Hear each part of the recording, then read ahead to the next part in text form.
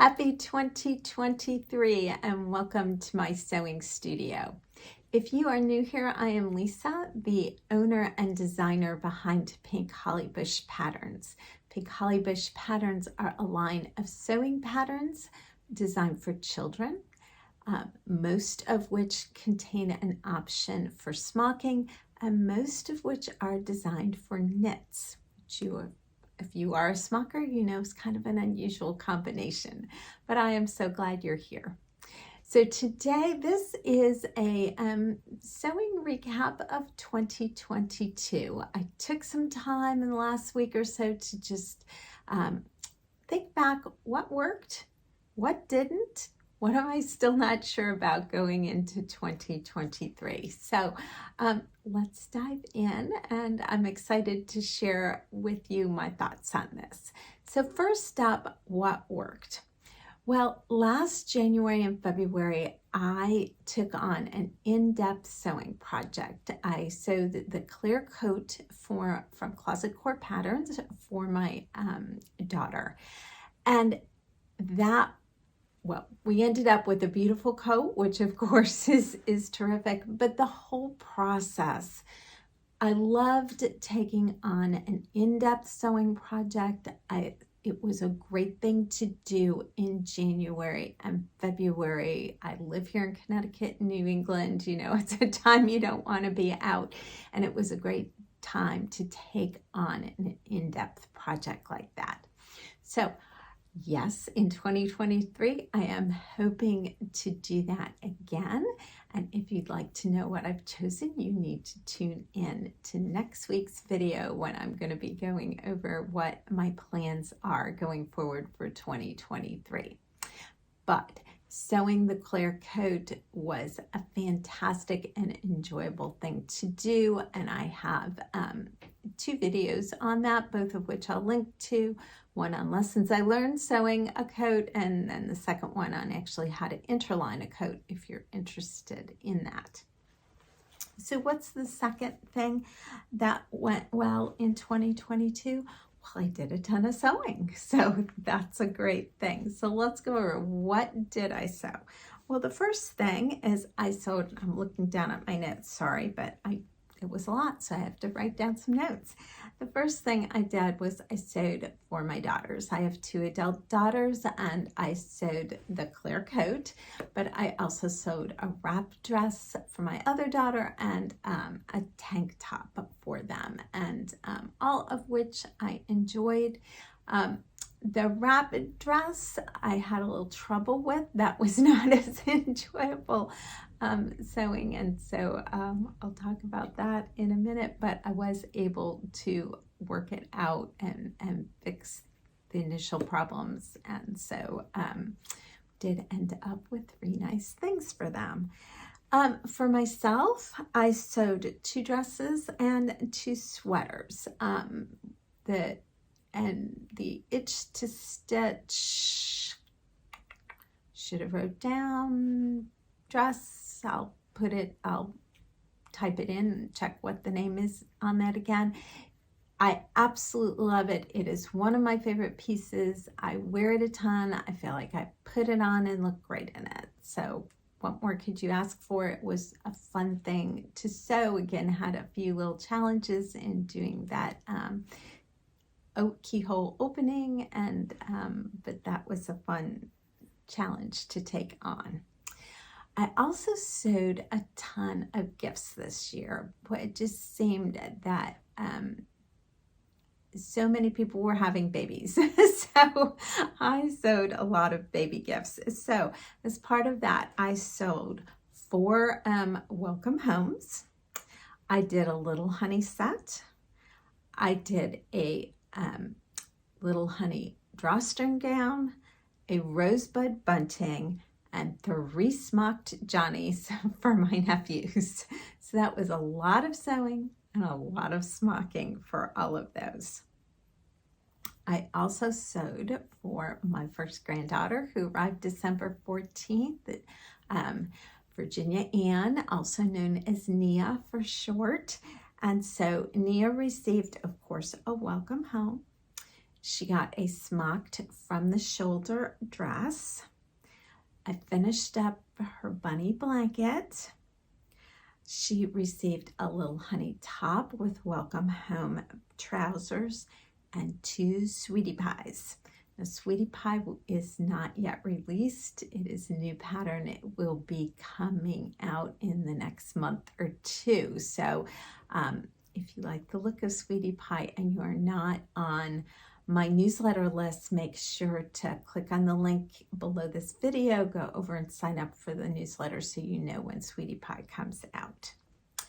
So what was the third thing that went well this year? Well, I released the welcome home pattern, as well as did a complete set of sew along videos for each piece in the welcome home pattern. And you can, again, there'll be links, you can check that out. But it was fun to release my first baby pattern and get that out there. So, okay, so what didn't go right this year? Well, I had 3 sewing fails.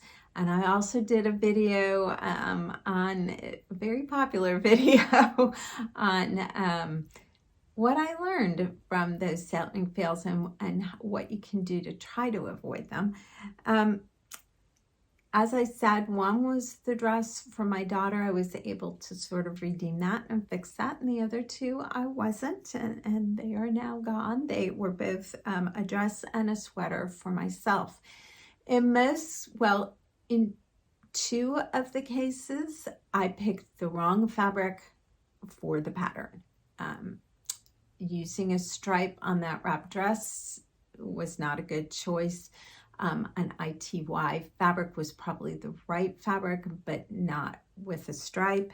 The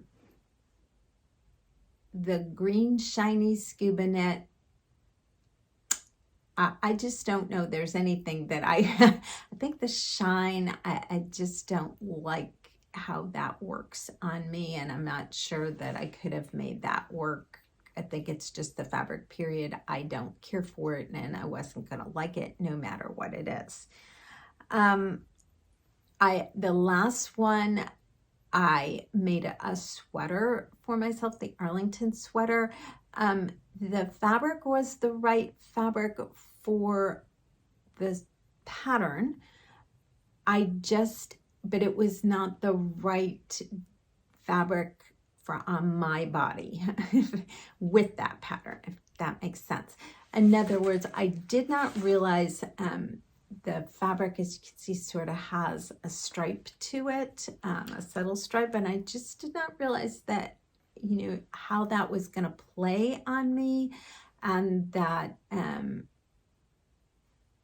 I just didn't like the finished result because of that. I think if I didn't have the stripe, it would not have been as pronounced, but even though you would think a vertical stripe would help you, it kind of made me narrow in this way, which I didn't think. I tend to like, as you can see here, things that emphasize and broaden my top half, and that just kind of narrowed the top half. So again, if that's something you sort of wonder, how do I dress myself? A lot of this I have learned through taking the Everyday Style Network classes on dressing your body. It's helped me to identify what I like and do not like, and the Dress Your Body Shape class is great. I highly recommend it. Again, link below if you're looking for that. Okay. So what else didn't go right? Well, I only released the one pattern this year, and that was the Welcome Home pattern. And I really love developing patterns, and wish I had spent more time maybe doing that. But that brings me to, what am I still not sure of? Well, what I'm still not sure of is my YouTube channel. 2022 was really a year that I focused on YouTube, putting videos out there, and I'm trying to grow the channel. And where am I on that? Well, that's where I'm not sure. So I'm still kind of juggling on what I'm going to do and what 2023 is going to look like. So why and what's going on there? Well, it's really hard to be developing videos for YouTube and consistently posting here and also have time to develop patterns. And my business is just me, so trying to do both is hard, and trying to determine, where do I put my time and my energy. So I love developing patterns. I want to do more of that in 2023. I'm giving you a little hint of next week's video, but and so I think probably here on YouTube, I will go down to maybe posting just once a week rather than I was aiming for twice a week. So we did not consistently do twice a week in 2022. I published, I look back, 73 videos in 2022, 9 of which were shorts, and the rest were full-length videos. So not twice a week, although we were aiming for it. If you're curious, my most popular video of all time is how to add a bullion rose to your smocking.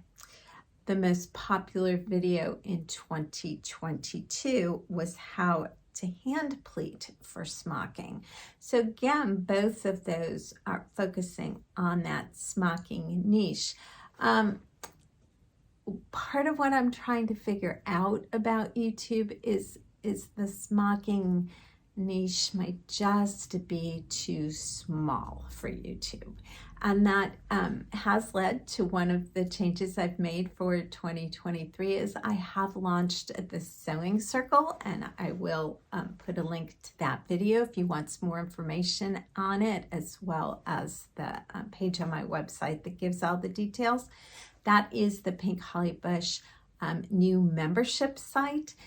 Registration is open for that now through January 15th, and then it will close.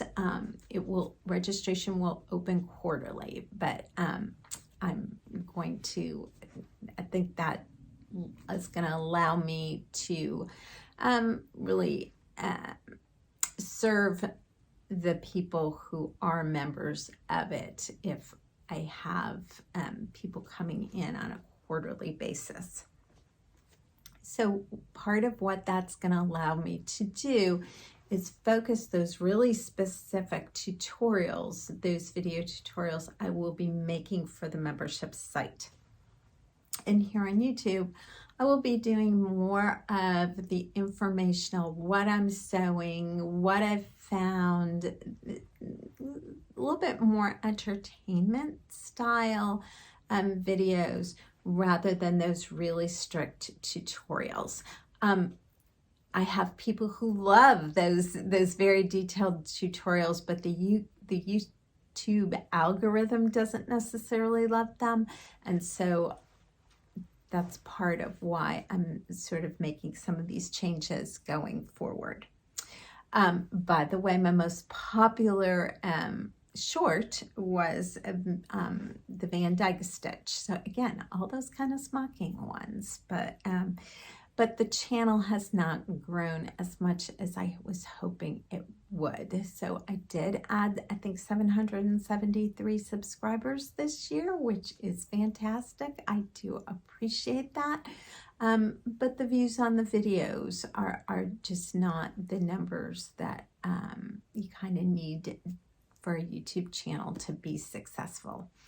So, that's something that we're still trying to figure out going forward in 2023. The other advantage of the membership site is, again, with the membership site, you receive a pattern each month.